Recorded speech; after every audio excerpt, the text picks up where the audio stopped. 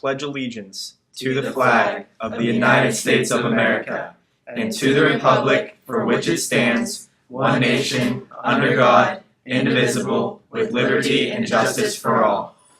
Good morning, CV. It's Sarah and Zach with your morning announcements for Thursday, December 18th. Attention NHS members. The December Food Bank at St. Francis Cabrini is today at 5:30. If you are signed up, you must attend. They are counting on you. Please sign up for additional food banks in Mrs. Jones's room. Semi-tickets are on sale now and will be sold through Tuesday, January 6th during both lunches in the cafeteria. Tickets are $45 per person or $90 per couple. Any girl in grades 9 through 12 interested in playing softball for the high school in the spring should attend conditioning on Tuesdays and Fridays, starting Tuesday, January 6th, from 3 to 5 in the high school auxiliary gym. Head coach Ray Fernandez will be conducting the conditioning. The intramural schedule has been released and is available on the high school office counter. Please make sure that your team is prepared to play on their scheduled days. Games will begin on Monday when we return from break. On opening day, the Grizzlies will play the Hawks in the main North Gym, and the Cavs will play the Jazz in the auxiliary South Gym. All intramural rosters will be finalized on Friday. If you would like to add players to your team, please see Mr. Emler. No one may be added to the roster after Friday. Teams are still needed to play the teacher team. If you would like to volunteer to play the teacher team, please submit your name to Mr. Emler. Seniors are reminded that they have ornaments on the Christmas trees in front of the high school office. Each ornament has a senior's name on the back, and either the first name or initials on the front of gingerbread boys and gingerbread girls. Please take your ornament home when you leave for break. Ski club sign-ups are underway. Please see Mrs. Whipke in North A 105 to sign up. Dues are $5, and we will work on getting a trip planned after the Christmas holiday. There will be a meeting for any boy in grades 9 through 12 that are interested in playing baseball in the spring. The meeting will be today after school in the cafeteria. And that's all we got for your announcements. Here's Ali Delestrino with a CVTV Winter Olympics interview.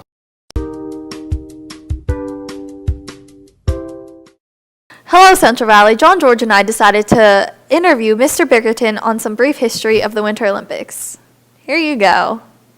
All right, Central Valley, I'm here with Mr. Bickerton, and we're here to ask him a few questions regarding the history of the Winter Olympics. Okay?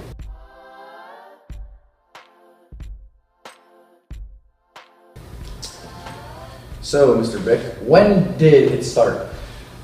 It started in 1976. Matter of fact, the date was December 22nd, 1976. And I'll give you a little background on how it started.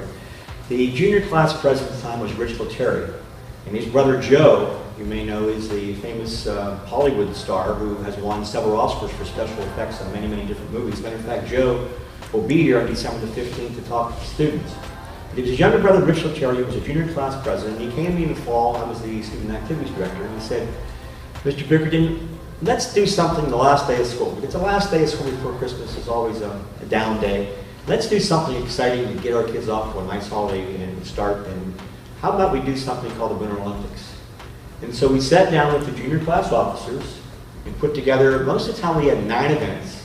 We put together 9 events. At the time, we only had 10th, 11th, 12th grade though, in the high school period. So we, on that day, December 22nd, 1976, the 3 classes participated in several events, and that was the beginning of our Winter Olympics.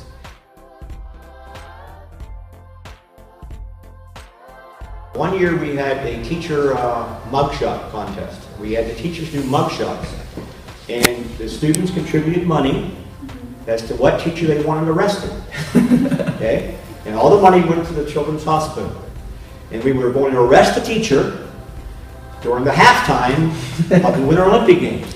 The Monaca Police Department came up, would handcuff the teacher, take the teacher down to the Monaca jail, mugshot, fingerprints, and in jail.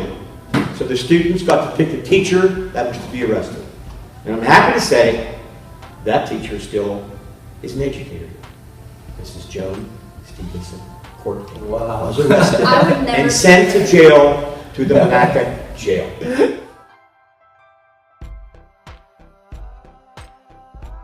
Start out with the obstacle course. But it's different from what you have today because in the earlier days we had gymnastic equipment here.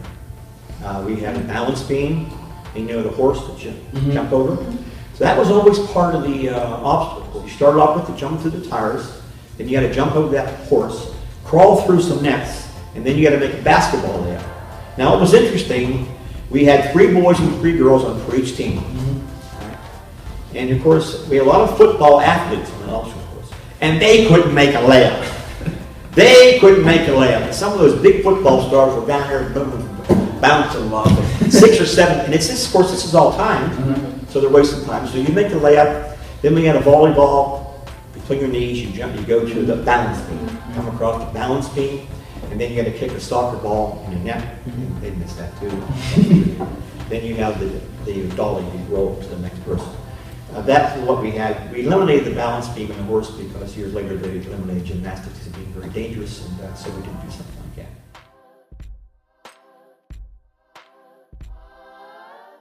And over the years,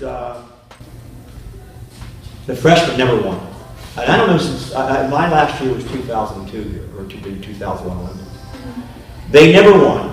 And of course, it was always interesting because they never saw this event. And they would go into this thing cold, and it was brutal, but really funny. Okay.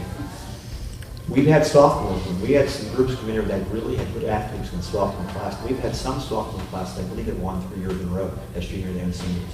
And we had a plaque in a trophy case, and each year the winning class got a little plate that said 1970 Olympics, and it put down the year of your class. I think we need to bring the plaque back. Yeah, definitely. That's great. Well, again, thanks for asking me. Anything I can help you guys, you know I'm always available. All right. Appreciate you being back. Thanks, Mr. Thank you very much. Goodbye.